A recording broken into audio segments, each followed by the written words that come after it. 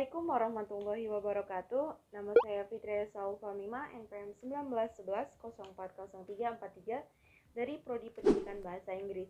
Di sini saya akan melanjutkan pembahasan tentang materi yang ada di dalam bab level of error.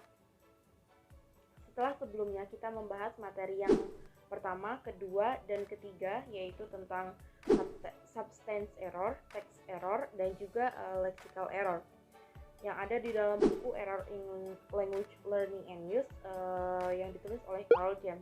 Selanjutnya kita akan membahas materi yang keempat dari buku ini, yaitu tentang classifying lexical error. Pembahasan yang ada di dalam buku ini sangat bagus karena kita bisa belajar tidak hanya tentang classifying lexical error, tetapi juga kita bisa belajar tentang formal error of lexis dan juga semantic error in lexis. Dari pembahasan pertama, yaitu classifying lexical errors, ini adalah sebuah cara dari sebuah pengetahuan kecil tentang sebuah kata yang harus setiap orang tahu ataupun setiap orang paham. Sesuai dengan pendapat Richard, ada tujuh hal yang harus kita tahu tentang sebuah kata. Apa sih kata itu? Jadi ada 7 hal yang harus kita tahu. Nah, dari pembahasan ini seorang pembaca akan mendapatkan lebih banyak pengetahuan. Karena kenapa? Karena setiap penjelasan yang ada di dalam classifying lexical errors itu sudah dijabarkan lebih lanjut oleh Carl James, dan juga di setiap pembahasannya itu disertai dengan contoh. Jadi akan membuat pelajar lebih mudah untuk memahami lagi materi classifying lexical error itu sendiri. Selanjutnya, pembahasan yang kedua yaitu tentang formal errors of lexis.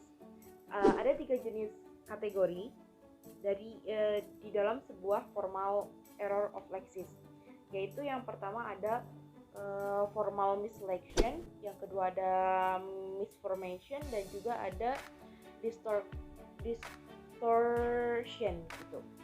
Dari pembahasan ini akan membuat pembaca memahami jika di dalam sebuah lexical error itu terdapat kategori lain yang dapat dianalisis, dan juga akan menambah pemahaman siswa tentang materi ini sendiri. Jadi ada kategori lain yang dapat dianalisis di dalam sebuah error analisis itu sendiri. Yang ketiga yaitu pembahasan mengenai semantic error in lexis. Dalam pembahasan ini ada 2 jenis kategori utama yang dibahas, yaitu confusion of sense relation dan juga collocation error.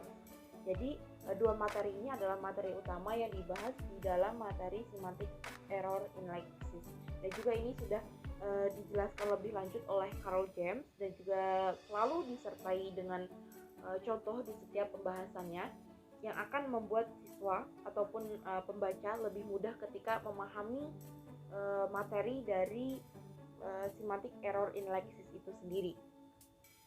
Dari semua pembahasan sebelumnya atau pembahasan tadi, Carl James menjelaskan dengan sangat jelas dan juga rinci seperti yang sudah disebutkan sebelumnya. Di setiap pembahasannya, Carl James ini selalu menyertai dengan contoh atau selalu memberikan contoh di setiap pembahasannya yang akan membuat para pembaca ataupun pelajar ini lebih mudah ketika memahami materi-materi yang ada di dalam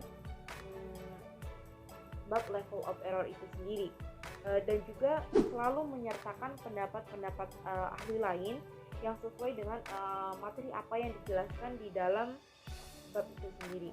Jadi ini juga akan membantu para pelajar ataupun pembaca lebih mudah ketika memahami materi-materi yang akan dipelajari. Oke, mungkin cukup sekian dari saya. Terima kasih. Wassalamualaikum warahmatullahi wabarakatuh.